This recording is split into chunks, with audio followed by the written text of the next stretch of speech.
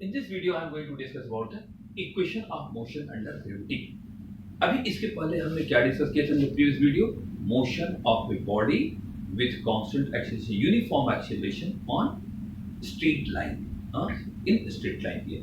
But if the body is what here? Motion under gravity. Under gravity means when a body is falling from upward to downward. जब ऊपर से नीचे की तरफ इसको कहते हैं मोशन अंडर ग्रेविटी, और जब नीचे से फेंकी जाए ऊपर की तरफ तो इसको कहते हैं मोशन अगेंस्ट ग्रेविटी. तो first I am giving the equation of motion under gravity. अगर बॉडी ऊपर से नीचे की तरफ आ रही है, then that equation of motion is given by first v is equal to u plus gt. याद करिए वहां पे था v is equal to u plus at. तो अंडर ग्रेविटी में जो एक्सीलरेशन a था, वहां पे अंडर ग्रेविटी में वही a की जगह हम क्या रख देंगे, g. तो first equation becomes v is equal to u plus gt. Second equation becomes h is equal to ut plus half gt square. And third equation under gravity will comes v square is equal to u square plus 2gh. And this fourth means height covered by this body in tth second is given by u plus half g 2t minus 1. इसका मतलब इसके पहले जो आप equation of motion derive किए थे, वहां पे a की जगह पे हम क्या रख देंगे, जब g रख देंगे तो हो जाएगा मोशन अंडर ग्रेविटी. बट इसी इक्वेशन में g की जगह पे जब हम माइनस g रख देंगे तो क्या हो जाएगा, मोशन अगेंस्ट ग्रेविटी. तो जब भी आपको याद रखिएगा अंडर ग्रेविटी में प्लस g और अगेंस्ट ग्रेविटी में क्या ले लेंगे, इसी में माइनस g ले लेंगे. तो in this way you can find out the equation of motion either under gravity और against gravity. And suppose next topic is equation of motion along a smooth inclined plane. हमने क्या बताया था, पहले हमने बताया कि motion of a body along a straight line, फिर motion of the body either under gravity, ये हो गया, अगेंस्ट ग्रेविटी प्लस जी की जगह पे क्या रख देंगे, minus g. And now I am taking motion of a body along the inclined plane. Suppose A B is an inclined plane which makes angle theta with the horizontal. ये मान लीजिए कोई इंक्लाइंड प्लेन है जो horizontal से कितना angle बना रहा है, theta. And when a body is slide on this horizontal, on this inclined plane, अगर कोई बॉडी इस पे स्लाइड करेगी बी से ए तक, then how can we write the equation of motion. तो फर्स्ट याद रखिएगा, इस केस में जी तो हमेशा नीचे ही काम करेगा और ये एंगल थीटा है, इसको प्रोड्यूस करेंगे आप, तो ये भी एंगल थीटा होगा. आगे हम बताएंगे कैसे होगा ये. And component of g along this direction we will take g cos theta and component of g along this direction is g sin theta. How you will get this component later I will tell you. But आप देखिए कि जो under gravity में जो काम g करता था, इस इंक्लाइंड प्लेन में अब इसके along g का कौन सा कंपोनेंट आ गया, g sin theta. इसका मतलब when this body is slide on this inclined plane or along this inclined plane from B to A, तो उसका कौन सा एक्सीलरेशन काम करेगा, g sin theta. तो motion of the body along the smooth inclined plane V is equal to u plus, जहां g था वहां पे क्या लिखेंगे, g sin theta into t. तो हर जगह पे जहां g था वहां पे सब g sin theta लिखेंगे. Second, s is equal to ut plus half g sin theta into t square. And third, v square is equal to u square plus 2 g sin theta into s. In this way we can find the equation of motion of a body along a smooth inclined plane. Along the smooth inclined plane means when the body is moving from B to A. और suppose इसे निकालना हो against the inclined plane means if the body is moving from A to B, तब इसी फार्मूले में जहां पे आप प्लस लिखे हैं वहां पे सब क्या ले लेंगे, प्लस जी साइन थीटा. इसकी जगह पे हमेशा क्या ले लेंगे, माइनस. तो जब यहाँ पे आप माइनस ले लेंगे तो motion against this inclined plane. तो in this way you can find out the equation of motion either on straight line और अंडर ग्रेविटी और अगेंस्ट ग्रेविटी और under an inclined plane or along inclined plane or against the smooth inclined plane. So these are the different ways for finding the equation of motion in the different cases. So this is the what here, the topic which is mentioned in this chapter. And dear student, all have to go through this topic which is given in this chapter. uh, Read the examples, and then you go through the short answer type problem, very short answer type problem of this exercise. uh, and then you also try to solve the numericals of this exercise which is given at the end, either the solved or unsolved here. But before stop this topic here, I want to give the introduction of the next chapter. Now, the next chapter is motion in a plane. And in the motion in a plane, first one is scalar and vector quantities. Listen, you know, all the physical quantities are of two types. सभी physical quantity दो तरह में divide हैं. One is scalar quantity and other is what here? Vector quantity. So, scalar quantity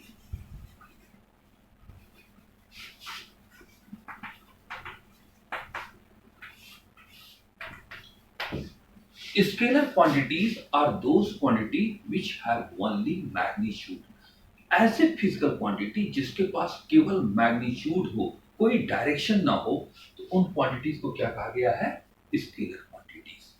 जैसे there are so many example for the scalar quantity, जैसे mass, time, distance, density, volume, pressure. So all these are what here? Represented by the magnitude only. It has no direction. So all these quantity we consider as a what quantity here? Scalar quantity. So also there are the so many examples of the scalar quantities here. And second one is what here? Vector quantities.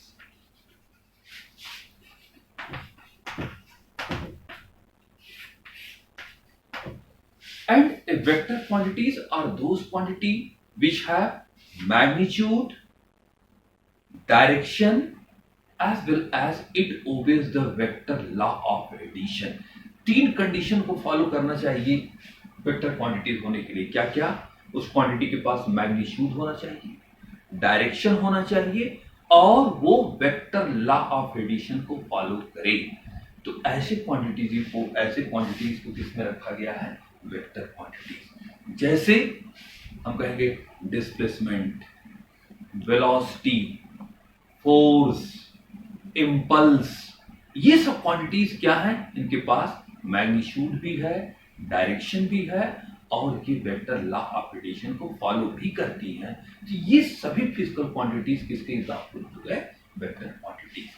So on the basis of this property or on the basis of this criteria, the physical quantities are divided in these two class, the scalar quantity as well as the vector quantities. When you will go through your book here, then also there is given a list of scalar quantities as well as the vector quantities. Now this one is what here? General vectors and their notation.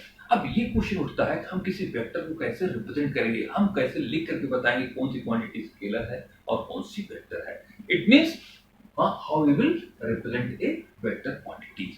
तो remember this, to represent a vector quantities always we use the arrow. हम क्या use करते हैं? Arrow.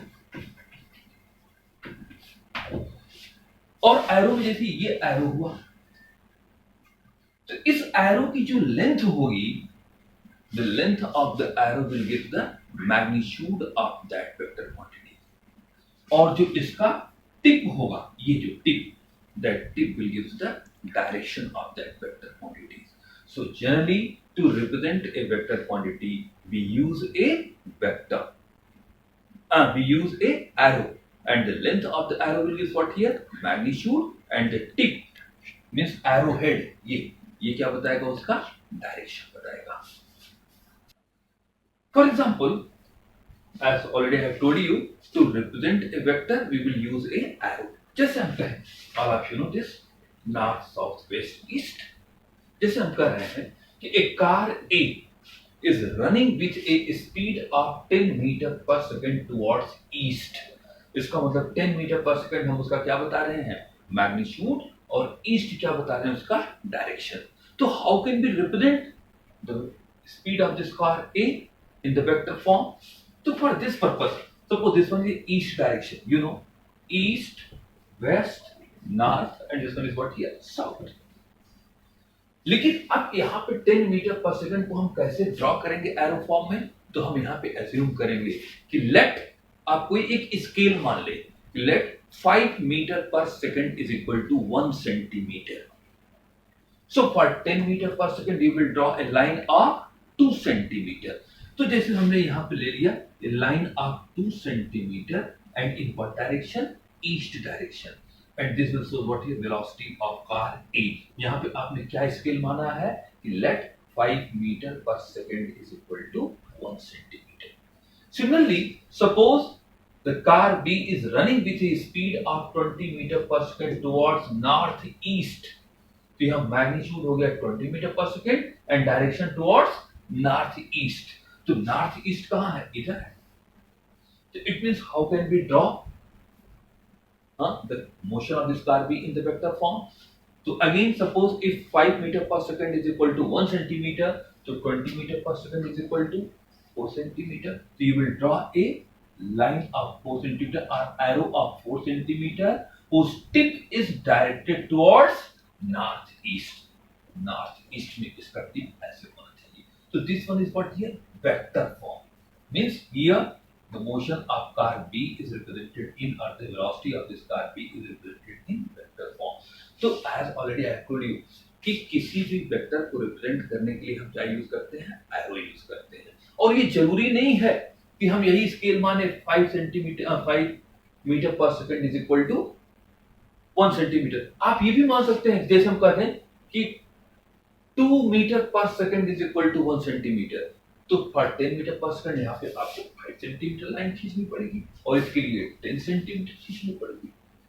कोई बच्चा ये भी ले सकता है कि suppose 10 metre per second is equal to 1 centimetre, तो उसके लिए यहाँ के लिए 1 सेंटीमीटर ईस्ट में और इसके लिए 2 सेंटीमीटर नॉर्थ ईस्ट में. तो इस तरह से आप किसी भी फिजिकल क्वांटिटी को वेक्टर फॉर्म में एरो के टर्म में रिप्रेजेंट कर सकते हैं. अब जैसे एक चीज हम ये कहें, suppose A vector whose magnitude is a. Suppose a vector A whose magnitude is a. हमने कहा कि कोई वेक्टर है जिसका मैग्नीट्यूड है a. तो उस वेक्टर A को कैसे प्रेजेंट करेंगे? तो vector A is represented as a arrow. जब आप A के ऊपर एरो लगा देंगे तो इसका मतलब ये क्या हो गया? वेक्टर A हो गया. हाँ, और इस वेक्टर A का ये A जब लिखेंगे केवल तो ये A क्या बताएगा? इसका केवल magnitude. So to represent any vector quantity always you put the arrow. Now next topic is position and displacement vector. ध्यान से देखिए पोजीशन और डिस्प्लेसमेंट वेक्टर क्या है. सपोज एनी ऑब्जेक्ट, जैसे ये कोई एक्स वाई प्लेन है, हमने एक कोई प्लेन खींचा and suppose P is the position of any object at time t1 with respect to origin. Origin के रिस्पेक्ट में टाइम t1 पे कोई ऑब्जेक्ट कहां था? P पे था. Then the line drawn from O to P, तो O से P तक ये जो हमने खींचा है ये OP जो है एरो, ये OP ये बताएगा क्या? Position of this object at time t1. And suppose same object at time t2 reach at the point Q. वही ऑब्जेक्ट टाइम t2 पे कहां पहुंच गया? Q पे. Then the line drawn from O to Q, it means this OQ, this arrow, this gives the position of that object at time t2. And suppose this position O to P, this one is a position vector, and this OP is suppose given as R1. Suppose this OP is vector R1, and similarly this position vector OQ is suppose given vector R2. इसका मतलब किसी time t1 पे object की position कहां थी? P. तो O से P तक की इसका जो एरो है ये क्या बताएगा? Position vector of the object at time t1. और टाइम t2 पे इसकी पोजीशन वेक्टर क्या बताएगी? OQ which is given by the vector R2. Then in time t2 minus t1 PQ will give the displacement vector in time t2 minus t1. This PQ, which is equal to vector r2 minus vector r1. This PQ will give what here? Displacement in time t2 minus t1. तो याद रखिएगा OP जिसको हमने vector r1 से represent किया है ये बताएगा position vector of the object at time t1. At time t2 position vector OQ given by vector r2. लेकिन ये P2Q in time t2 minus t1 में ये क्या बताएगा? Displacement vector of this object. So in this way we can find the position and displacement vector. So the displacement vector is actually the difference between final position and initial position. What is the final position? Q. Initial position P. So the difference between final and initial position is called what here? Displacement vector, which is equal to what here? Vector r2 minus vector r1. So dear student, today you go through this topic here, just what I have discussed in this video here, and then tomorrow I will give the different types of the